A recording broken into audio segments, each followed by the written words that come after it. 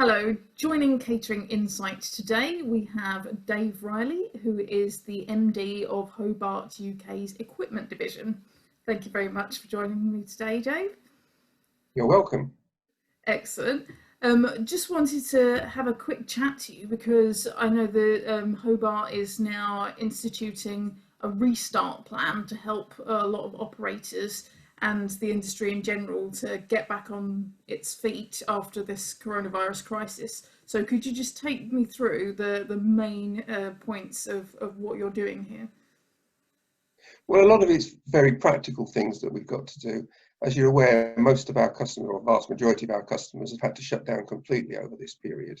And it's vital that with equipment, all catering equipment really, whether it's cooking or the warewashing equipment, has been turned off and deactivated properly, left in a clean state, etc.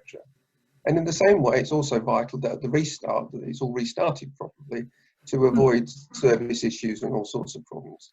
Our service department has issued some great instructions on closing stuff down and restarting it again. So I'm hoping, touch wood, for all the customers, there won't be too much issues as they come to restart things. So, but we're ready for them. We've got a superb service division that's stayed with its nationwide capabilities. So if anyone has got any problems, we're here to sort them out. So hopefully that'll be great.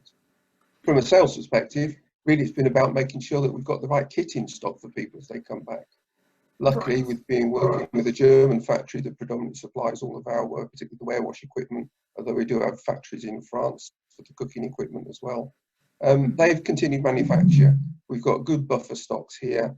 We're ready for, as the demand comes back, to make sure that all the customers and dealers are not disappointed by being let down with stock availability. So hopefully when everyone comes back to restart, we're more than ready to restart them. From a sales perspective as well, when we look at the coverage that we've got from the sales executives, we've maintained a nationwide coverage of sales executives, site surveys if really required, for support, assistance, advice and knowledge on selection of equipment. So to all intents and purposes, though we have, as a lot of people have had to do, furlough people, we've maintained a 100% active company, particularly including the supply to NHS supplies and hospitals and things where we've still been getting some demand from. Yeah. So. How have you managed to maintain that continuity? The continuity of supply? Yeah, continuity of supply and service. How have you managed to maintain that? Well, because we've got good stock levels here and the factories in Germany haven't closed down. So we've been able to keep bringing stocks in as we need them, as we require them. And because the transport companies have still been operating, working to get stuff out to the customers, we've been able to do that as well. So it's not been a problem, to be honest with you. Admittedly, it's difficult getting to see people at these times and proactively try and generate anything, but certainly to be as a reactive support as much as we can when people do need us, we've been great at doing that. Excellent. I understand as part of these new measures, you are rolling back prices to 2019 levels for certain public sector accounts. Can you just give me an idea of how you've managed to do that? Yeah, well, there's an annual public sector price increase that usually goes through and gets passed by the authorities for that. That was already approved and in action just before this was about to happen. And then once this happened, of course, people were unable to go forward and complete their purchases in a lot of circumstances. So we had a chat and we thought that was a little bit unfair.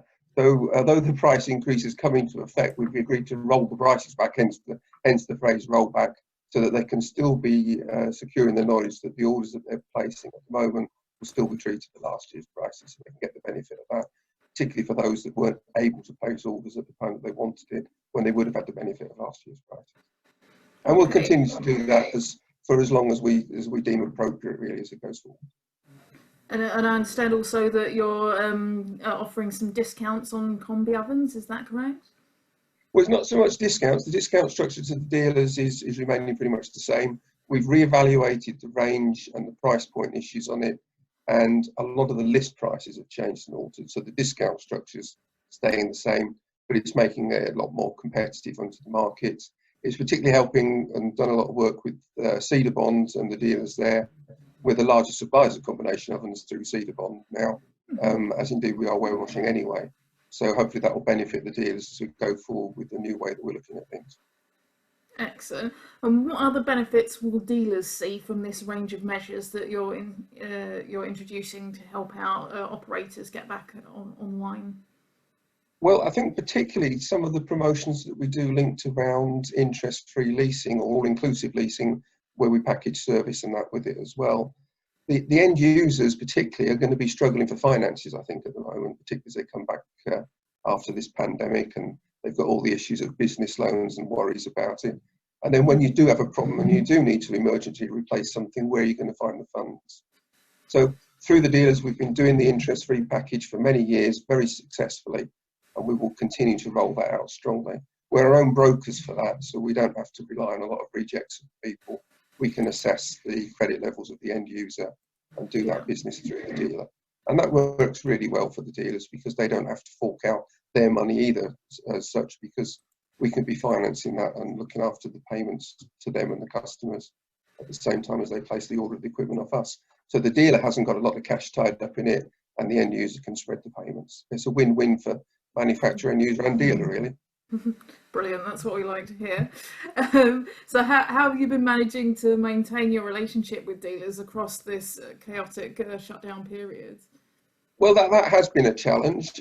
Most of the communications have been around credit control, and I know you've written some parts on that. But that all seems to have settled down now, and the sensible, reasonable dealers are having good conversations with us and are working towards that. But otherwise, we've really been doing it by reactive demand to the dealers, because some of them are closed down completely. But others are still being active with the odd purchase here and there. So we've divided the country up. Well, we've got 10 active sales reps out there at the moment, and any inquiries we can pass through them, and we can assist anyone in the country anywhere that they want to. So we're still there to support them when they want to. So Dave, has there been any other support that you've provided for dealers over this period? Yes, another great way that we've done of keeping in touch with them is through CEDA webinars. We've run three CEDA webinars so far, covering all of our product ranges to help keep the educational level of the representatives going and make sure people are much more familiar with the products. And that's been a great way of keeping in touch with those dealers that are still out there working. That's been a great success for us, yeah.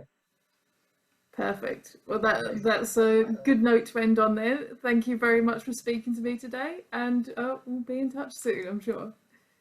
Thanks. Stay safe. Cheers.